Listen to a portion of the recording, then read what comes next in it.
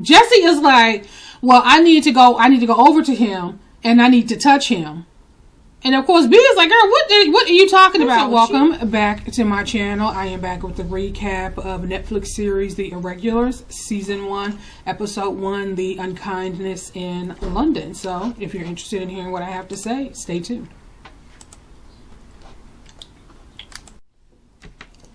Okay, so the episode opens with this young girl. She's clearly underground in the cave. She's kind of walking through the corridors. She could see a figure kind of breeze by, so of course she followed it to find out what, to see where it was going.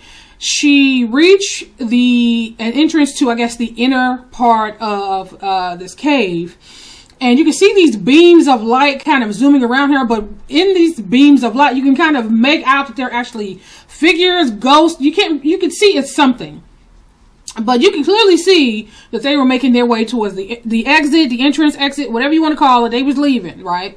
But she decided she wanted to press on. And just before she went in, she was hit with this, I guess the wind, this dust, smoke, whatever that was. And so she proceeded to go in. And she climbed the rocks and she could see just tons of remains of skeletons. And so as she turned to walk away, she could hear noise, something rustling behind her. And just as she turned, whatever this thing was, it grabbed her by her throat. And so at this point you realize, okay, it was a dream. And so she woke up, and her friend at this point, who was sleeping next to her, was basically trying to comfort her, to let her know that she was fine, that she was okay, she was safe. And that it was just a dream, and that, she should just go ahead and try to get some rest. And as she, helped her friend to relax, to get her back to sleep, you kind of see this look on her face like, okay. So it gives you the idea, like, is it really nothing to worry about? Is it just a dream? Or because she looked concerned. Okay, so the following morning, we find out this is the friend who was sitting next, who comforted her friend the night before. And her friend, she was all rested and chipper. And, we find out that it's B's birthday. B, wake up. Happy birthday! Wow, you're so close to me. And so, you can tell by their dress and their accommodations that they don't have money. And so they do this thing where they give these imaginary gifts. And so she wanted to give B her gift. And of course B was like, girl, I am too old. I'm 17. I'm too old to be playing this imaginary gift thing, right? She wasn't even worried about it. I'm 17 now. Maybe we don't need to do the invisible present thing. What invisible present thing? And then eventually she relented. And then girl proceeded to say, well, word around town is that you looking for a man. It's pretty obvious to everyone that you're desperate to find a boyfriend. I don't want to find a boyfriend. And of course, B is like, girl, what? What is it? So she said that the gift is some French perfume that's going to help you, I guess, find a man in your dreams, whatever the case may be, right? It's French perfume. Just 2 sprays, make any man want to make sweet, sweet love to you. And so, of course, B is like, girl, I got way too much to deal with. I ain't looking for nobody. And so that's when B realized that, I guess there were two other people who lived down there with them, Skip and Billy. She realized they were missing. So B went next door. She went to a building next door to see if she could find Spike and Billy. And just as she was walking up the stairs, she couldn't have got the feeling that she was being watched. And when she looked over, she could see the silhouette of what appears to be a man watching her. And then they made a point to focus in on the address, which is 221 B Street, Baker Street, which is Sherlock Holmes and Dr. Watson's address. So then we flash to Billy and Spike. Billy is preparing himself to fight. You can see these rough and tumble, these huge guys. They're all, like beating the crap out of each other, right? And you see Billy standing there. I'm not gonna say Billy can't fight, but I don't know if Billy can fight the way those men was fighting. And so, of course, Spike is like, you know what? I don't really think we should be here. We should go. Billy is like, you know what? It's gonna be fine. Basically just calm down, relax. Things are gonna be okay. And so next thing you know, Billy's name is called for him to go into the ring, and then you see a guy that he's about to fight who's like 3 times his size, right? And thank goodness, before the fight is supposed to start, they see B standing as the crowd's parted a little bit. You can see her, and he was like, oh crap. So he knew that fight was not about to happen. So then we flash to Prince Leopold. It's his birthday as well. I don't remember them specifying how old he was. And so I guess his name was Mr. Bannister, who is like his caretaker, footman. As he takes care of, his needs. And so he walked in with a gift from some dignitary, I believe. I can't remember exactly. And it was a birthday gift, and he, wished him a happy birthday. And he basically said that, he know what gift that his mother, the queen, could was to allow him to leave the palace. He wanted to leave to go out and go into the city, to see, what was going on. Dame, I've decided what I'd like for my birthday from my mother. I wish to leave the palace. And initially, Mr. Bannister was like, well, she's never going to agree to that. And he was like, well, that's the only gift that I want from her. And so, I guess he left it to Mr. Bannister to make that happen for him. So in the next scene, you can see that she relented. And you see like this old derelict alley that they're kind of going through in his little horse and carriage. And he looks miserable, right? And so he ends up saying to Mr. Bannister, like, okay, when I said I wanted to go out, I actually wanted to go into the city. Like, he actually wanted to see something other than the highways and byways and the alley and the back ways. When I asked to leave the palace, I meant that I wanted to see the city.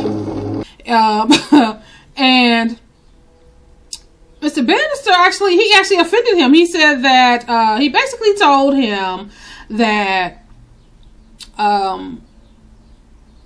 it's not a good idea for him to go into the city because, the city is filled with basically criminals and low lives and it's dangerous. The city is a hard place, sir. And it's not a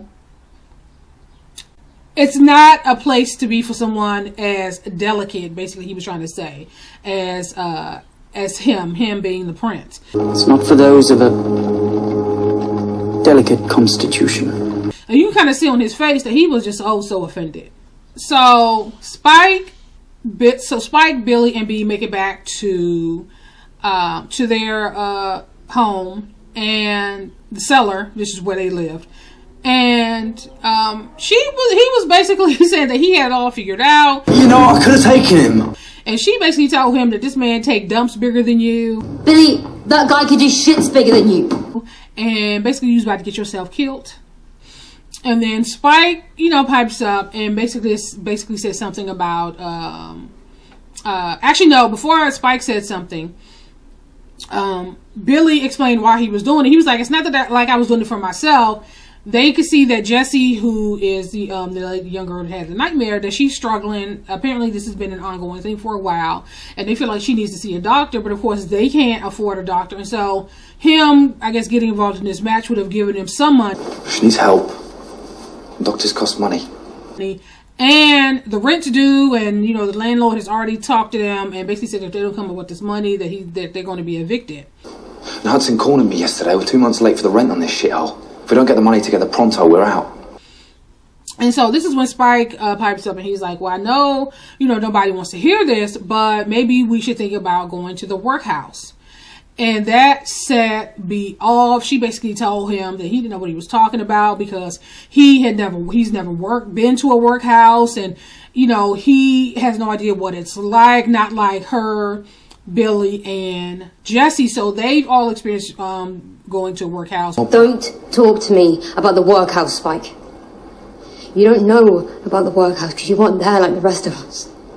And so she was just so outdone at the fact that he would even bring that up. And so you kind of see how she kind of shut down a bit. And so they went over to talk to her. And so they, decide, okay, we need to figure out how are we going to make some money to, to do what we need to do. Okay. So how do we get some money? And then they realized that Jessie was gone. Guys, she's gone. So now they're out trying to find Jessie. So Jessie's kind of walking. You kind of see she's in some sort of trance, like she's following something, walking towards something you don't know.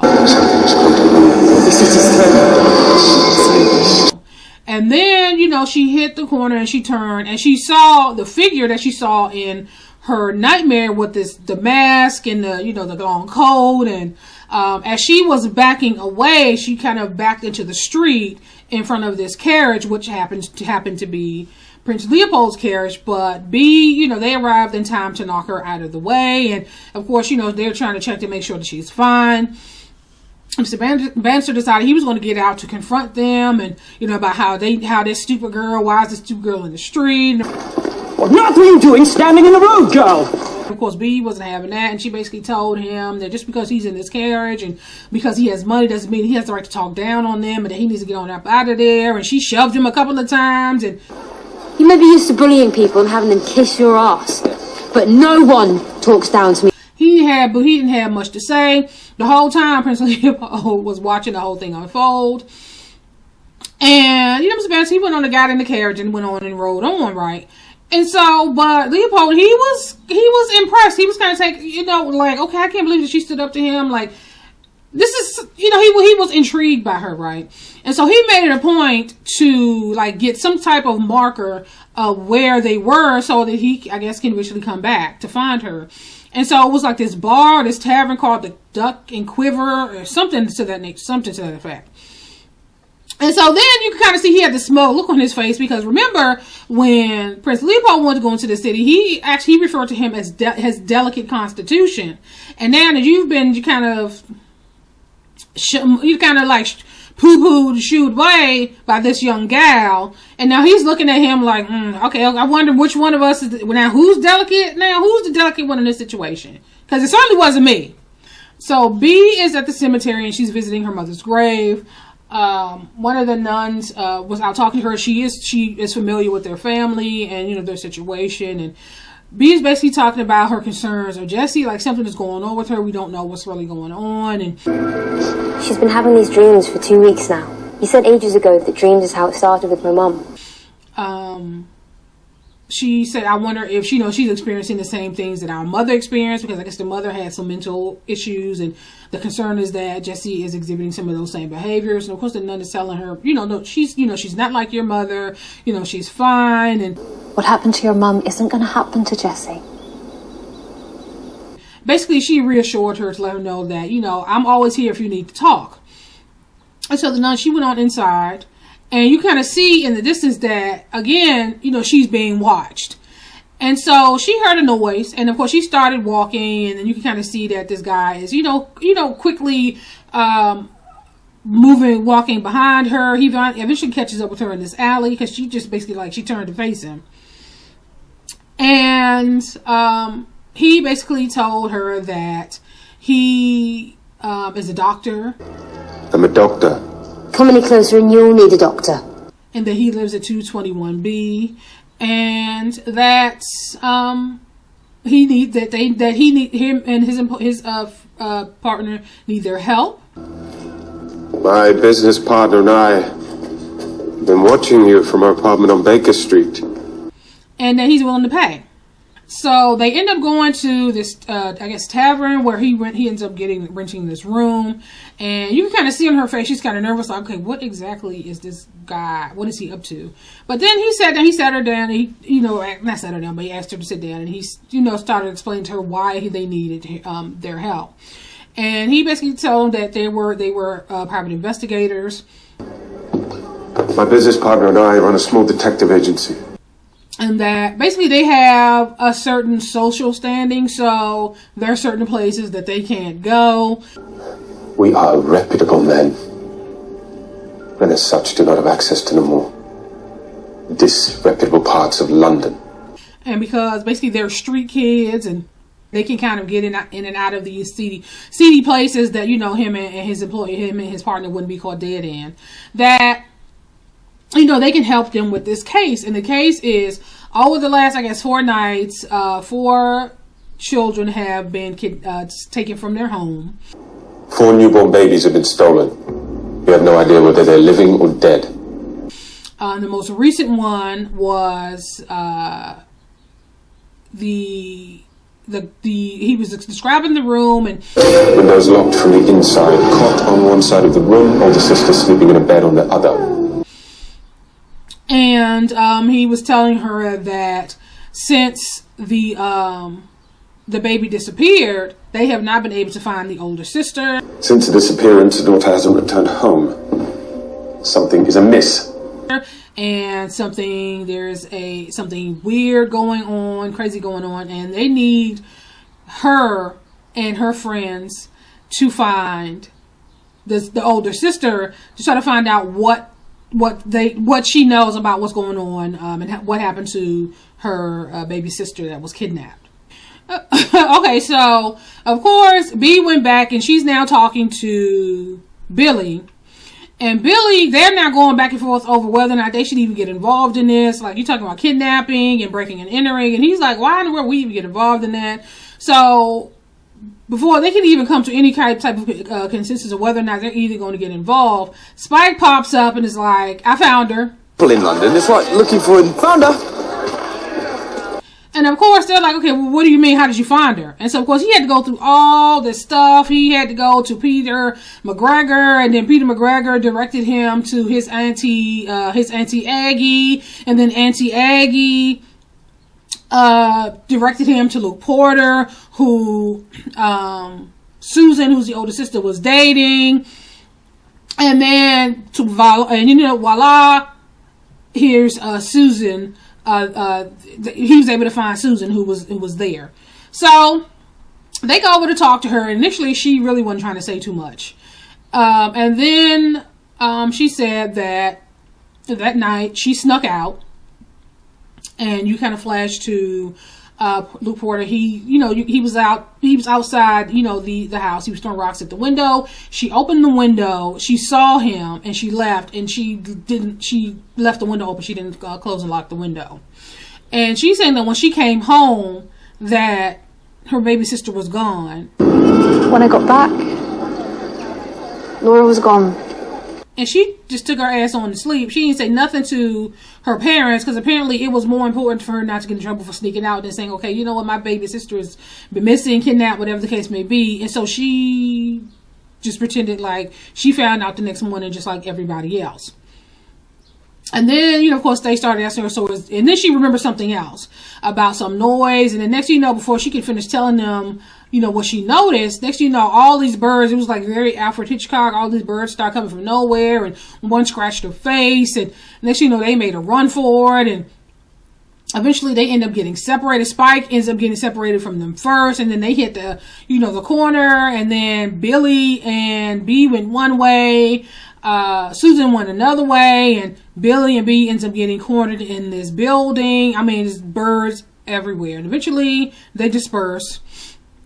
And Spike ends up finding them, and they find Susan, and Susan is dead. Okay, and so next thing you know, we see like this odd little snippet of B, and she's all kind of gussied up, and it's kind of like romantic setting, and she's saying to somebody like, ever since I saw you, I can't keep my mind off you. I just keep thinking about you, and I'm so glad I found you. Ever since I saw you the other day, I haven't stopped thinking about you. And then next you know, our boy makes an appearance, Princess Leopold, and I'm like, whose fantasy is this? It's because she didn't even see him. So he makes an appearance, and he's like, so what were you thinking? And what exactly have you been thinking about? And then so she was like, well, let me show you. Why didn't you let me show you? And then before it can continue, thank God, Mr. Bannister walked in and interrupted his little situation. But it's his morning tea, or I don't know, afternoon tea, whatever that was. And then, he started telling him that we find out that the reason that they're so protective over him, one, he's royalty, so we don't know if he has any other siblings, and two, he has hemophilia. I don't keep you here because I take any pleasure from it. I do it because you have hemophilia. And so the fear is that if he gets injured, that it could be, catastrophic. And so eventually he told Mr. Bannister that, he wants to be alone for a while, and he just doesn't want to be disturbed under any circumstances. So of course he agreed. And as soon as he hit the door, old Leo decided he was just gonna go ahead and put on his little top hat and coat and sneak on out and see the city, see the sights, which is what he did.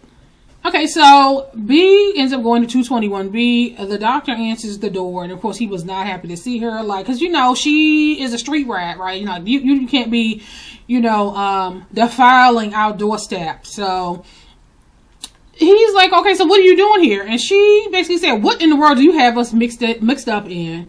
And how these birds ate that child's eyes out. Talk. What the hell have you got us involved in? Her eyes were ripped out of her head by birds. He ends up pulling her into the house, telling her to shut up. Or not so loud, whatever the case may be. And then he ends up saying, okay, so did the girl say anything? Did the girl tell you anything before she died? And she was so done in. She was like, first of all, her name was Susan. And then she realized, she was like, you don't even care about her. You don't even care about these four girls. All you care about is getting a commission from the police. So basically, all you're looking for is recognition. Her name was Susan. Not about Susan, not about the babies. You just care about solving the case and getting your commission from the police. And then she held her hand out, and she was like, she won. He needs to pay her. It doesn't matter anyway. We're out. We did what you asked us to. And then he basically was trying to say that he wasn't going to pay her because I guess she didn't bring him any valuable information. And she basically told him that if you don't pay me, I'm going to come back here and I'm going to bust out all your windows, right? She's like, I'm going to bust out all your windows. Pay me? But by God, I will come back and smash every window in this shithole you call a home. And then he went into, you know, so are you telling me that you and your sister and your friends don't need the money? And so she kind of backed off. He was like, I thought so. So he's basically like, bring me some useful information and and then I'll pay you. And then he told her to stay there. He kind of left the room for a second, and then he came back.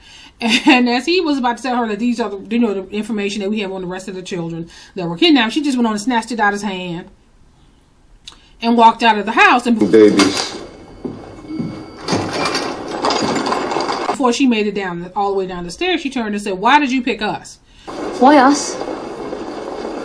Why did you pick us to help you? And he was about to say, because you guys are street kids. And she was like, I already know that, but why did you pick us? And so he ended up closing the door in her face, which is a valid question because it's like, unfortunately, children living on the streets or living like that was not uncommon. So it was a valid question, like, why us? Okay, so she basically just sitting outside of the cellar where they live, and she's reading through these reports and this information, trying to make sense of it. And then you can kind of see Jessie again. It looks like she's in some sort of trance. So B saw her and, of course, stopped her, and they started talking. And she, wanted B to go back into the cellar to get some rest. And B was like, she's tired of being down there. Like, ain't ish to do. I'm bored. And she basically tired of people telling her what to do. So they, had a little exchange, and she walked off. And so you flash to Leopold. So he makes it back to Duck, the tavern, Duck and Quiver. So he realized he was in the right place. And then no sooner did he turn, he saw B sitting there reading the papers. And so, of course, he tried to, fix himself up and a little bit. And he walked over and they talked for a bit. And he started asking her about this feather. The feather was given to her by the doctor, saying that this was the only thing that they found at the scene where the baby, it was found under the bassinet. And then he was able to tell her all the specifics of this particular feather, and it came from this particular bird, and how this bird isn't in this area, so it doesn't make any sense why this feather would be here. And after they get through all that, and then he, started asking her about, what she was reading, and then she started telling him about how they were helping someone investigate these 4 missing babies. And my friends and I are involved in an investigation. What kind of investigation? She indicated that it was 4 baby girls. And then he asked if he could see the papers. Maybe he could see something that she doesn't. And then they realized that all of the children were born on the same night, and all of the children were born in the same hospital. They all appear to be born on the same day. Further, given the addresses, they were probably all born at the same hospital. And so his idea is like, maybe if you find out the other girls that were born in the hospital that same night, maybe you could prevent the next child from being snatched. And the only way you could do that is by going to records to see, births, it's marriage, births, and deaths. Basically, like we have vital records here. And it'll tell you like who was born that night. Which means if you're able to find the other babies born on that day in that hospital, you might be able to stop it from happening again. So they were able to get the records, and they found that there were 6 babies born. There were six babies born. 4 had already been kidnapped. 1 had died shortly after birth, and so there was this 1 left, and they had the address. And so their goal was to go to this address to prevent this child from being taken. The 6 girls were born there on the 2nd of October. 4 have already gone missing, and 1 passed away soon after it was born. The last one lives at 18 Persimmon Mews. Okay, so they're en route to go to this last address to see if they can save this child. Eventually, Spike was like, you know what? I ain't interested in doing this. He's like, we don't even know what we're getting. We're basically, he feel like they're in over their head, and he is just like, I'm not trying to do this. Guys, I ain't coming. And so he was going to go home. And Jessie wanted to continue on, and B basically told her, no, it's best, it's probably best that you go back with Jessie. And she didn't want to go. And of course, Billy kind of backed B up and said that, yeah, I think it's best for you to go back with Spike. And B then chimes in and basically said that we're not asking, we're telling you that you should go back with Spike. We're not asking you, Jessie, we're telling you. And then of course she got upset and was like, B, basically you're not my mother. You're telling me. You're not my mum, B. And she was like, well, why can't I go? And then B basically told her because basically you haven't been doing well, and we're concerned about you, and you walk, the fact that you walked in front of a carriage, you could have been killed, you could have been hurt, and there's something going on with you, and we just think it's too dangerous and that you should go back. Because you're a mess, Jessie! Because you're falling to pieces! And so, of course, she decided, she was upset. And she's like, okay, so what are you trying to say? That you guys consider me a burden and the whole thing? And eventually she storms off, and Spike storms off behind her to make sure that, they both make it home, made it back to the house together. Okay, so B, Billy, and Leo make it to the last address. And they then made some kind of makeshift doll. So the goal is to swap the real baby, with this decoy. So when whoever's kidnapping these babies arrive, the baby won't be there. So Billy was elected to scale this down wall to get into this window. They was expecting the baby to be asleep. The baby was not asleep. The baby started crying.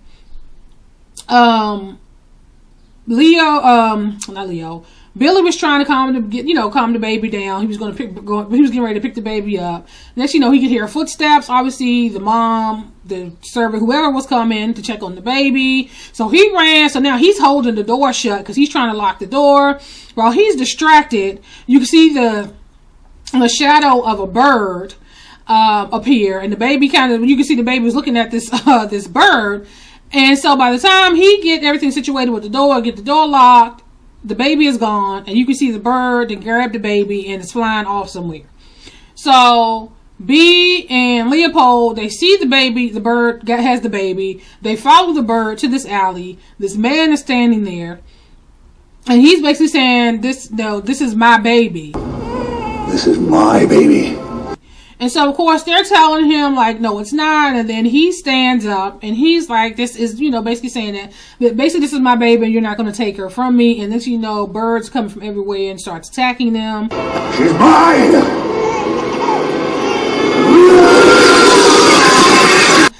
By the time the birds disappear, the guy's gone. So now they're like, okay, what the hell are we supposed to do now? So we flash to Spike and Jessie. Jessie is asleep. He can clearly see that she's now having this nightmare. She's back in the cave. As she's trying to leave the cave, this monster grabs her again by her throat, and he's choking her. So Spike is now trying to get her to wake up because she's not breathing. it seemed like it took an eternity for poor old Spike, because he was really trying to get her to wake up. The next thing you know, it's like her mind, it's almost like she was in limbo for a second. And this guy appears who never introduces himself. You don't know his name at this point. And she's trying to figure out where she is. And he's explaining to her that she's not physically there. It was only her mind is there. And he's saying, he's telling her that she's in Louisiana. Yes. Where am I? You're in Louisiana. So then we flash to B, Billy, and Leo, and they're trying to figure out, okay, so they started going down a list of the babies that were kidnapped, and B is like, well, why did this guy think that this was his baby? Why did he think the baby was his? And then she started looking at the documentation, and then she looked at the paperwork where the baby died at childbirth, and then she realized that the father was an ornithologist at the London Zoo, somebody who works with birds. And so that is when, they got their big break and they realized, okay, that's where we need to go. So then it's flashing back and forth between them and Jesse. So Jesse is talking to the guy, and he's basically saying that, your friends are looking for a guy that can control birds. Your friends seek a man who can control birds, right? And so he's saying that he's a normal guy, he's an average guy, but somehow he has acquired these powers, and I need to know how he acquired these powers. This man has obtained great powers, and I need you to find out for me where he got those powers from. And so, of course, she's like, well, how am I supposed to do that? And she was like, well, if you touch his arm, you'll be able to enter into his memories and see what exactly happened, who this guy is and how he acquired these powers. If you touch him on the arm, like this, you will enter his mind. And initially, she was like, no, I don't think that I'm strong enough to do that. And he basically is telling her that, your friends are going to need your help. So eventually she wakes up. Spike is like, in shock, like, okay, are you okay? And now she's saying that we need to find others. So we see B, Billy, and Leo. They've made it to the zoo. They've made it to, I guess, the section where the birds would be, and they go in, and the guy is like, okay, you're here to take my baby, and You come for my babies.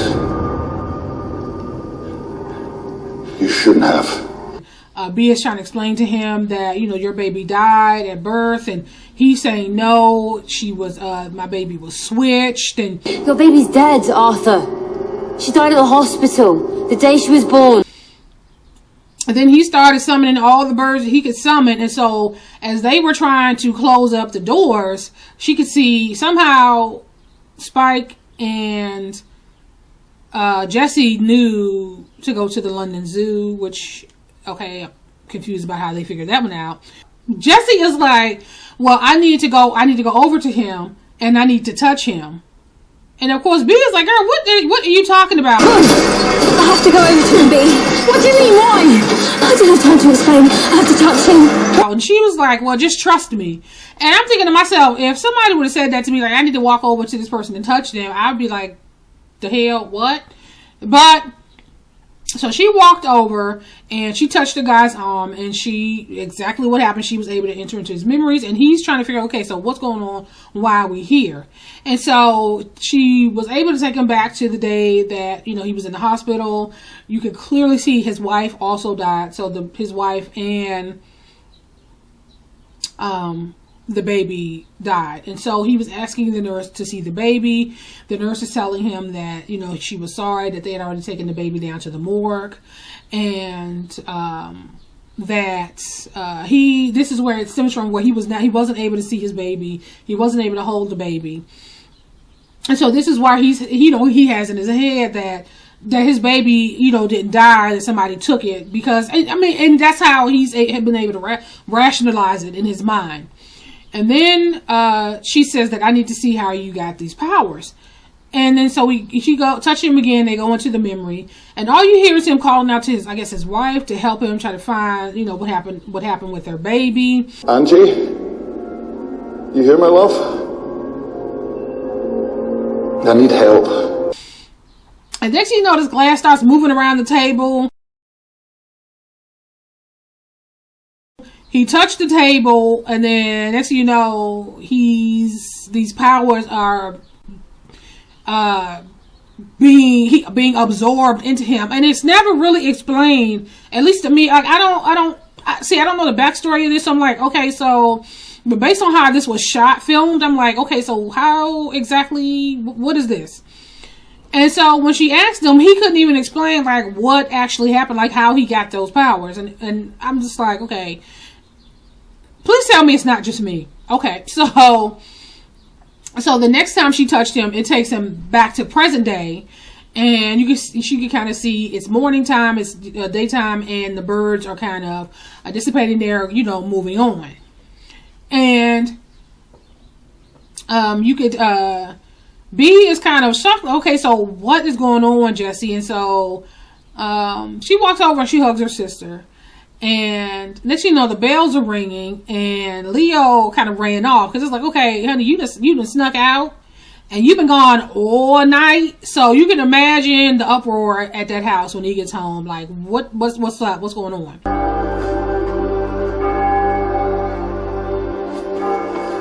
Leo? So they are back at this cellar, and B and Billy they talk a little bit. You kind of look over, and Spike and Jesse are reading something. They're having a good laugh.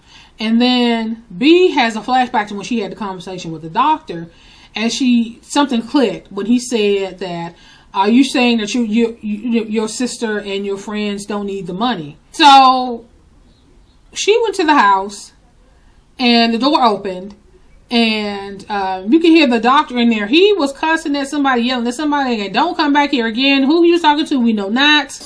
Oh, don't come back there! God damn you, don't you ever come back here! And then he saw her, and he was asking her how she got in, and she was like, the door was open. And so he kind of got some money together and like threw it at her like she was some dog. Like he was throwing like scraps to an animal, right? He threw it at her feet. I suppose you came for your money. And she kind of looked at it, and then she looked up at him, and she was like, how did you know that the girl that I hang with was my sister? And she basically told him, you're going to tell me how you know that that's my sister, or you'll never see us again. And I have a feeling that you need us, and I especially think that you need my sister for something. And that's when he started going into, your sister can see things other people can't. Your sister has a gift. She can see things normal people cannot. And of course, she was like, well, how do you know that my sister is gifted that way? And he was like, well, when you spend your life hunting demons, it's easy to spot an angel. You spend a lifetime fighting demons, you get to learn how to spot an angel. And basically, there's something big coming to London. Something has come to London, girl. And stay close. Don't go far. And that's pretty much how this episode ended. It's like, it wasn't bad, but I just felt like,